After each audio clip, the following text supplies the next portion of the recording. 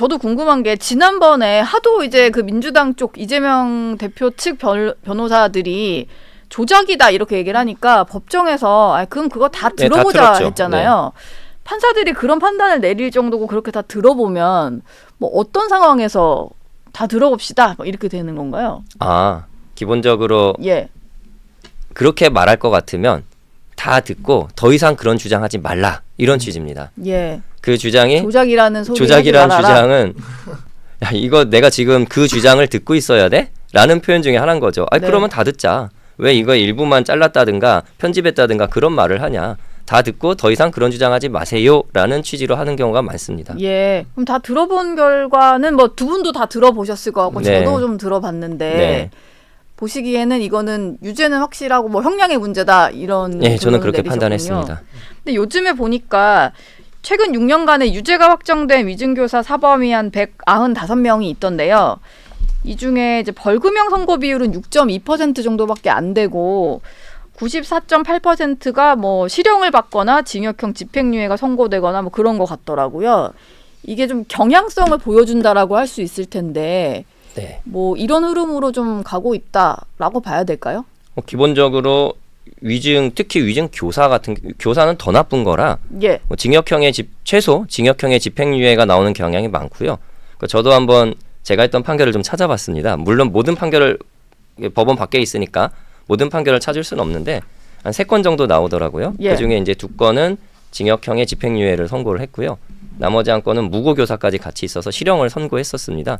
근데 그때 중요하게 생각했던 거는 재판에 영향이 있었느냐 또는 부인하고 있냐. 위증 같은 경우에는 이제 자백감경이라는 게 법에 정해져 있어요. 네. 자백을 하거나 자수를 하면 형을 깎아주도록 되어 있는데 특히 이렇게 부인하는 경우에는 굉장히 안 좋게 봅니다.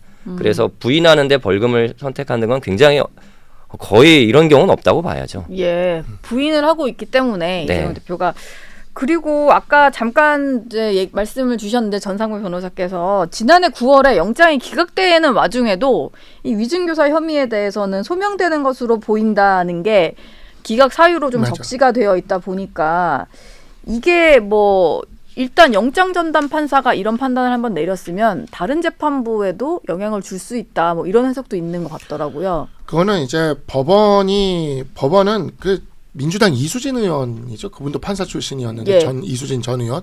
그분이 정말 어디 라디오가 나와서 정확히 얘기를 하셨어요. A라는 법원에서 했던 내용은 B라는 법원에서 C라는 법원에서 똑같이 판단한다고. 네, 저는 진짜 그 말보다 더 정확한 말은 없다고 봅니다. 그러니까 네. 결국에는 이게 정치적인 사건이기도 하지만 또 한편으로는 전 국민이 다 보고 있는 사건이거든요. 예. 이 이재명 판결은 하나의 이런 사건들의 그 시금석이 될 겁니다. 그렇기 때문에라도 더더욱 법원이 소위 말하는 보수적으로 판단할 수밖에. 여기서 보수적이라 하면 그러니까 법원이 이렇게 뭐 어떤 그런 모험적인 판단을 하는 게 아니라 기존에 해왔던 판례의 기조에 따라 그대로 할 수밖에 없어요. 왜 그러냐면 이게 무죄가 나오고 이게 괜찮다라고 얘기를 한다면 앞으로 이런 식의 위증교사는 변호사들이 이걸 가이드라인으로 잡을 겁니다. 네. 이 정도는 위증교사 아니다라고 생각하면서 변론의 가이드라인으로 잡을 수가 있어요. 아예. 네. 그런데 이게 하나의 판례가 돼버리면 다음부터는 이런 정도의 위증교사가 나왔을 때 유죄를 내리기가 힘들어지는 거죠. 그렇기 때문에 이러한 부분들에서 유창훈 영장 전담 부장판사의 이러한 판단도 영향을 줄 것이고요. 일종의 이렇게 쭉 갈 건데 이걸 깨기 위해서 소위 말하는 이때 영장 전담 판사가 편집된 것만 들었으니 이게 조작된 것이다. 이걸 계속 주장을 하니까 그냥 우리 1심 판사님이 그냥 다 들어봅시다 해가지고 다 들어본 거예요. 그냥. 그래서 네. 하도 그런 주장을 하니까 지난번에 공직선거법 때도 민주당 변호인들이 위법수집 증거 배제 법칙이라고 있어요. 위수증이라고. 네. 이걸 주장을 했는데 법원에서 무슨 소리냐 하고 바로 그냥 다 날려버렸거든요. 기각으로. 그래서 이번에도 똑같은 주장을 하는 것 같은데 이런 거는 여기 계시지만 우리가 위수증 같은 걸 주장을 할 때는요. 진짜 판사랑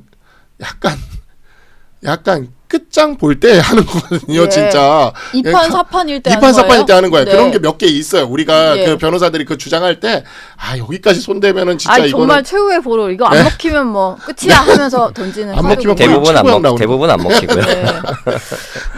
뭐 어쨌든 거의 뭐 이제 최고양 나오는 거죠. 뭐 재판부 입장에서는 또 저러네 뭐 이런 생각이 또 들 수도 있을 것 같은데 그럴 수 어쨌든 있죠. 마지막 카드까지 썼다 뭐 이런 생각이 좀 들고요. 아까 말씀 주셨는데 실제로도 이렇게 뭐 A 법원, B 법원, C 법원이 약간의 연결성을 가지고 판결을 내린다. 뭐 이렇게 이런 경우는 보면 되나요? 있습니다. 이게 네. 기본적으로 이제 재판부는 독립이 돼 있어요. 그런데 판사들 사이에 그래도 최소한 확정된 것들은 우리가 거기서 너무 벗어나면 법원에 대한 불신이 일어나지 않냐라는 그쵸. 공감대가 있습니다. 근데 물론 이게 영장 단계는 확정된 건 아니에요. 하지만 영장 단계에서 소명이 된 경우 그리고 여기 영장은 발부가 안 됐지만 구속영장의 발부까지 소명이 돼야 발부가 되는 거라 영장이 발부된 사건에서 무죄가 나오는 확률은 많지 않습니다. 그래서 이 상황에서도 영장담당 판사가 굳이 소명된다고까지 썼으니까 네. 바뀔 가능성 거의 없다고 봅니다. 바뀔 가능성은 거의 없다. 그리고 저 그게 좀 궁금하던데 무고랑 위증에 있어서는 되게 사법부나 이제 검찰에서 상당히 중하게 본다라고 네, 맞습니다. 하잖아요.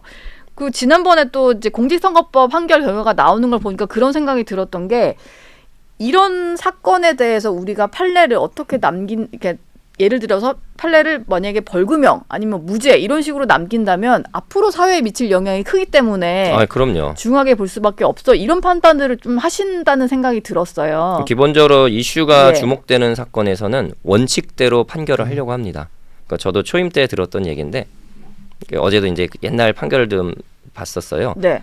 그 당시에 춘천에 대형마트가 들어오는 사건이었어요. 그러다 보니까 이제 좀 약간의 눈이 좀 있었죠. 보는 눈들이 있었는데 저는 이제 감정적으로는 받아주고 싶지 않다. 원고의 청구를 받아주고 싶지 않다라고 했는데 부장님께서 원칙으로 돌아가라. 이런 사건이 있으면 원칙으로 돌아가라고 했습니다. 마찬가지입니다. 이런 위증교사 아까 말씀하셨던 선거법 사건 많은 눈이 보고 있습니다. 그리고 향후에 다른 판사들도 이 판결을 참고할 수밖에 없는 상황이라면 예. 가장 그대로 법의 원칙대로 판결을 할 거라고 봅니다. 이게 뭔가 조금의 정치적인 판단이 들어가서 이 원칙에서 조금 벗어난 결과가 예를 들면 그동안의 어떤 판결 이제 흐름과 다른 게 툭 튀어나와 버리면 또 다른 영향을 줄 수 있으니까 그럼요. 그거를 신경 안 쓰실 수가 없겠네요.